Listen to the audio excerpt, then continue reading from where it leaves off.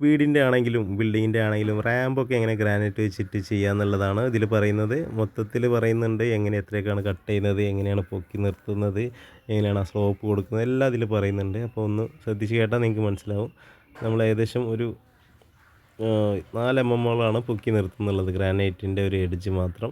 ആ പൊക്കി നിർത്തുന്ന എഡ്ജ് നമ്മൾ ഒന്ന് സീറോ പോളിഷ് ഇട്ടിട്ടൊന്ന് ഗ്രൈൻഡ് ചെയ്ത് ഒഴിവാക്കുന്നുണ്ട്. കാല് കൊണ്ട് മുറിയാൻ പാടില്ല. പിന്നെ കട്ടിങ്ങിൻ്റെ ഒരു വൃത്തികേടുണ്ടെങ്കിൽ അതൊക്കെ ഈ സീറോ പോളിഷിങ്ങിൽ തന്നെ മാറി കിട്ടുന്നതാണ്.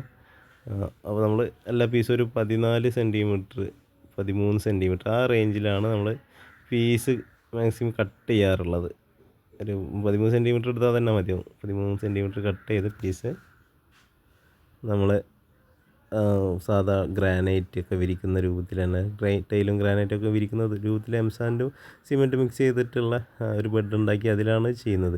അപ്പോൾ ഇവിടെ ചെയ്യുമ്പോൾ നമ്മൾ പ്രത്യേകം ശ്രദ്ധിക്കാറുള്ളൊരു കേസ് എന്ന് വെച്ചാൽ ഒരു 3-4 പീസ് ചെയ്യാനുള്ള അത്രയാണ് നമ്മൾ സിമെൻറ്റും ഇതും പരത്തി വെക്കാറുള്ളൂ. കാരണം അതിൻ്റെ മേലെ ഇരുന്നിട്ടാണ് പിന്നീട് ചെയ്യേണ്ടി വരിക. കുറച്ച് ടൈം എടുത്ത് ചെയ്യേണ്ട ഒരു കേസുമാണ്.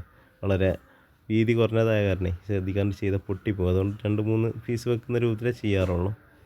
അപ്പോൾ നമ്മൾ ഗ്രാനൈറ്റിൻ്റെ മോൾഡ് ചെയ്തൊരു ഏരിയയും കൂടെ കാണിച്ചു തരാം. ഇവിടെ ഈ ഒരു സീറോ ഫിനിഷ് അത്രേ കൊടുത്തിട്ടുള്ളൂ.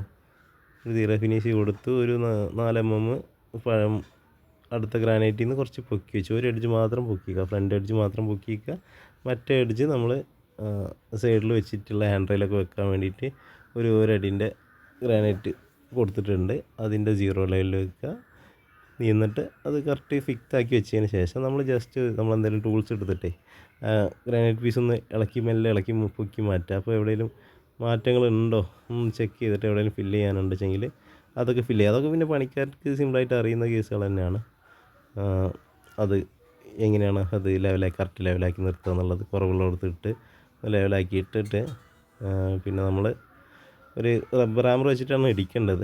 പിന്നെ ഇടിക്കുന്ന കേസും പറഞ്ഞു തരേണ്ട ആവശ്യമൊന്നുമില്ല. അതൊക്കെ പണിക്കാർ കറക്റ്റായിട്ട് എത്ര പ്രഷറിൽ അടിക്കണം എന്നൊക്കെ അവർക്ക് തന്നെ അത് കണ്ടാലറിയും. അവർ ചെയ്യുമ്പോൾ തന്നെ അറിയും. അല്ലെങ്കിൽ ഇത് ഈ വെള്ളമായ കാരണം പെട്ടെന്ന് പൊട്ടിപ്പോകാൻ സാധ്യത ഉണ്ടേ. അപ്പോൾ ആ രൂപത്തിൽ ആണ് നമ്മൾ ഇത് ഫിക്സ് ചെയ്തെടുക്കുന്നത്. അങ്ങനെ ഒരെണ്ണം സെറ്റ് ചെയ്തു. പിന്നെ അടുത്തതിനുള്ള ഒരു 3-4 പരത്തി വെക്കുക. എന്നിട്ട് ഇതേപോലെ ബാക്കിയുള്ളതും കൂടെ ഫിറ്റ് ചെയ്തെടുക്കുക.